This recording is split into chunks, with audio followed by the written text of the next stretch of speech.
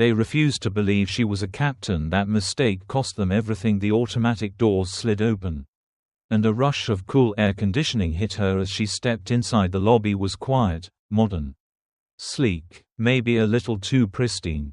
The kind of place where you could tell the chairs were meant to be looked at, not sat in. Captain Janelle Bryant adjusted the strap of her leather bag and walked toward the reception desk, her sneakers barely making a sound against the polished floor. It was her day off. But today wasn't about work. She was here for a scheduled meeting with the airline's executive board, a long overdue discussion about diversity initiatives. She approached the desk, where a young woman in a navy blazer sat typing away, her nails clicking rapidly against the keyboard. Janelle gave a polite nod and placed her airline ID on the counter. "Hi. I'm here for a meeting with." The receptionist didn't even glance up. "Employees and visitors need to wait outside." Janelle blinked. I'm an employee. I'm Captain Janelle Bryant, and I have a..." Pilots enter through the restricted access side. The woman interrupted, still not looking up. "This area's for executives and staff." For a second, Janelle thought she'd misheard. She was staff. More than staff. She was a senior captain with over a decade of flight experience. She took a slow breath. "I know where the pilot entrance is, but I'm here as a guest for a meeting." She tapped her airline ID. "You can check the list. It should be under Bryant." The receptionist finally looked up, giving Janelle a quick once-over. A flicker of something. Confusion. Doubt crossed her face. Then she pressed her lips into a thin line. "Thin line? I'm sorry, but unless you're authorized, I can't let you in." Janelle felt a familiar weight settle in her chest before she could respond.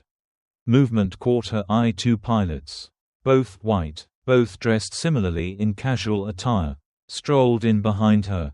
"Hey. Good morning," one of them said with a grin. The receptionist's face lit up. "Oh. Captain Reynolds. Captain Harris. You can head right in." She waved him through without even checking their names. Janelle turned to watch them disappear down the hallway. Then she turned back, keeping her voice steady. "I just saw you let them in without checking anything. Why am I being asked to wait outside?" The receptionist's smile tightened. "They've been here before. I recognize them." Janelle exhaled sharply. "I've worked for this airline for 11 years. The receptionist hesitated. But before she could say anything, a uniformed security guard approached. He was broad-shouldered, his expression unreadable. "Is there a problem?" he asked. Looking directly at Janelle, she could feel it. The way the air in the room shifted. The way people in the lobby suddenly started paying attention but pretended not to. The security guard's presence wasn't a question. It was a warning. Janelle set her jaw. "No problem at all. I'm just trying to get to my meeting." "Mom," the guard said, "if you don't have the right clearance, I'm going to have to ask you to step outside." Her fingers curled around the strap of her bag. Every muscle in her body screamed at her to walk away, to let it go, but she was tired of letting it go. She locked eyes with the receptionist. "Check the list." The woman hesitated, then sighed dramatically before typing something into her computer. A beat passed, then another just like that. Her face shifted, eyes widening slightly. Janelle could see it. The moment the receptionist realized she had made a mistake, the receptionist cleared her throat. "Oh. I see you here." Janelle waited. "You can go in." No apology. No acknowledgement. Just a begrudging admission that she had been telling the truth all along. Janelle held her gaze for a moment longer, then grabbed her ID off the counter and walked through the doors without another word, but something inside her had shifted. She had spent years dealing with moments like this, the quiet slights, the questioning of her credentials, the subtle ways people made it clear she didn't belong. But this time, it wasn't going to be another moment she just walked away from, because this time, she had proof. And this time, she wasn't letting it slide. Janelle sat in the meeting room, her fingers lightly tapping the smooth surface of the table. The airline executives droned on about their commitment to diversity, but she wasn't really listening. Her mind kept replaying the moment at the front desk, the look on that receptionist's face when she realized her mistake, the way the security guard had immediately assumed she was the problem. It wasn't new. It never was. She glanced at the window. her reflection staring back at her, her crisp navy blazer, the gold wings pinned to her chest, the same uniform that had made her a target of doubt more times than she could count. Janelle had been flying for over a decade. Long before that, she had fought for every inch of space she occupied in this industry. She thought back to flight school. "Are you sure you're in the right class?" an instructor had asked her on her first day. The room had erupted in laughter. But she hadn't been laughing then. There was the first time she walked into a cockpit as a co-pilot. The captain, an older white man, had done a double take. "Did you just graduate? You look a little green." She had been flying for 4 years at that point, and it didn't stop after she became a captain. If anything, it got worse. Passengers would second-guess her authority. Flight attendants would assume she was a junior crew member. Gate agents would ask if she was lost while she was walking to her own aircraft. Janelle kept her head down. Worked twice as hard. Let the comments slide, but she never forgot. And she had been keeping track. She had a folder. Years of notes, emails, recorded conversations, incidents, complaints, proof. The time she was passed over for a promotion only to see it given to a pilot with less experience. The time a colleague casually joked, "They're only keeping you around so they can put you on the website." The time an executive at a company dinner called her the diversity hire. To her face she had smiled through it all. But she remembered every single one, and now, she wasn't just remembering, she was about to do something about it, because what happened today wasn't just another moment. It was the last straw. Janelle kept her expression neutral throughout the meeting. Nodding at the right moments. Jotting down notes when expected, but inside, her thoughts were spinning. The executive spoke in broad, polished phrases, building a culture of inclusivity, expanding opportunities, creating a welcoming environment, words that meant nothing when the reality was sitting right in front of them. In front of them, her phone vibrated quietly in her pocket. A text from another pilot she trusted. "Just heard what happened at the front desk." Unreal. "You okay?" She inhaled slowly, tapping out a response. "I'm done letting this slide." Because that's what it had always been, letting things slide. Letting people assume, letting them question, letting them doubt her while she proved herself over and over again. But today was different. She had proof. The front desk security footage. The flight logs showing how few black women captains the airline actually employed. The reports from other pilots who had quietly shared their own experiences with her. This wasn't just about her. She opened her email and pulled up the draft she had been working on for months, a formal complaint outlining systemic discrimination within the airline.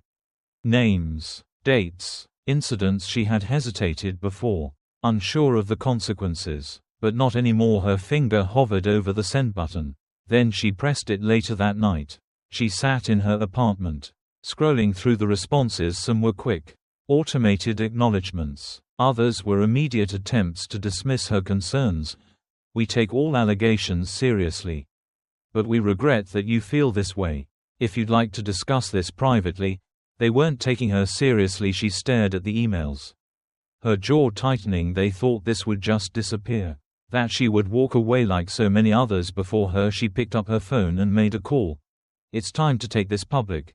Because if they wouldn't listen to her behind closed doors, she would make sure the world heard her instead. And once the world was watching, they wouldn't be able to ignore her. Janelle's phone wouldn't stop buzzing. Texts, emails, missed calls. By the time she woke up the next morning, her story was everywhere. A journalist from a major aviation news outlet had picked it up. The headline was blunt, pulling no punches. Black female pilot denied entry at her own airline's office. Told to wait outside while white colleagues walked in. She hadn't even had time to process the impact before her inbox exploded. Other pilots, some still employed, some long gone, started reaching out. "This happened to me too. I was pushed out after I complained. I have proof. Where can I send it?" And then the stories from the passengers started pouring in.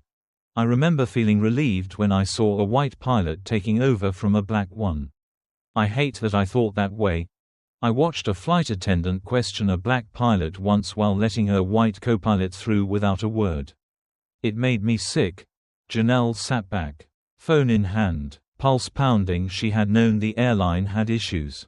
But she hadn't expected the flood of whistleblowers, former employees, even customers, adding their voices, and just like that, the airline's carefully curated image of diversity and progress started cracking by midday.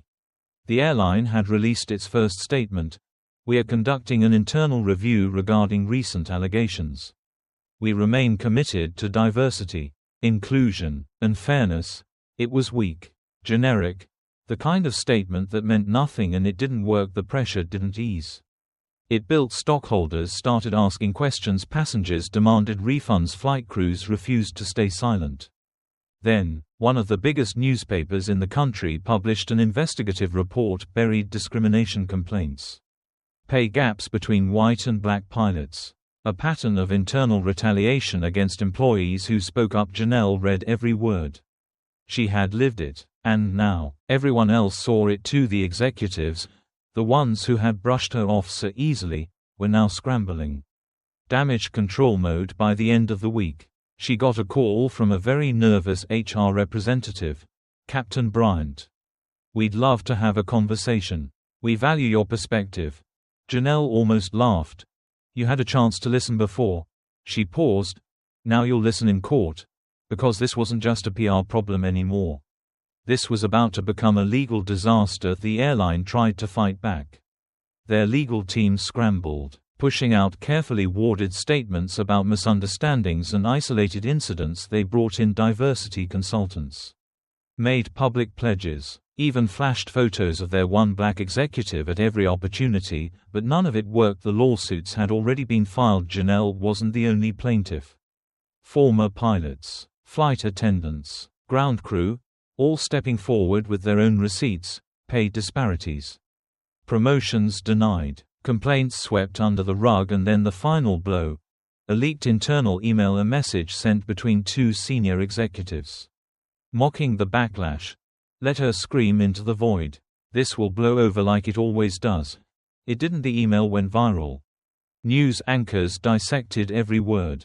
Social media erupted. Stock prices tanked. Corporate sponsors pulled out. Passengers cancelled. Flights cancelled. Then, one morning, the CEO, the same man who had ignored Janelle's complaints for years, resigned.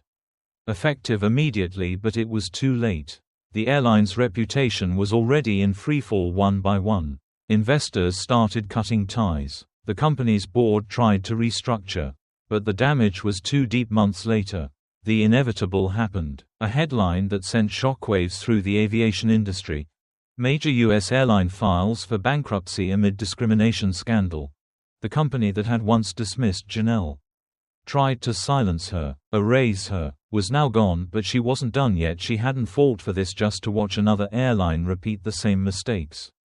She had bigger plans. Janelle stood at the front of the conference hall, scanning the room. The faces looking back at her weren't just black, they were Latina, Asian, indigenous, men and women, young and old. Some were fresh out of flight school, eyes full of hope. Others had been in the industry for years, carrying the same battle scars she did. She took a deep breath and smiled.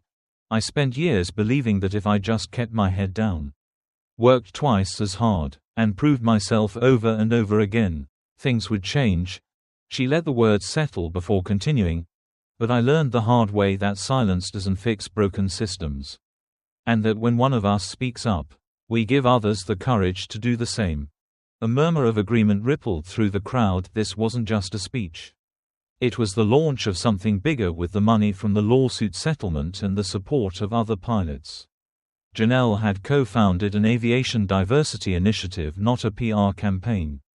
A stunt, not a corporate checklist, a real program, one that provided scholarships, mentorships, and legal protection for underrepresented pilots, one that held airlines accountable, one that made sure no black pilot would ever have to fight to be seen as worthy again. She looked out at the crowd, faces filled with determination, hope, power.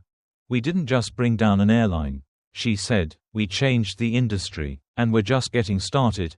The applause was deafening, and for the first time in a long time, Janelle felt something she hadn't let herself believe in before: not just justice, but real, lasting change. How many times have you seen injustice and thought, "That's just the way things are, that's what they count on. That we'll let it go. That we'll move on." But when we speak up, when we demand better, we force change. She paused. If you've ever been in Janelle's shoes, or seen something wrong and stayed silent, this is your reminder. Your voice matters. Don't let anyone tell you otherwise.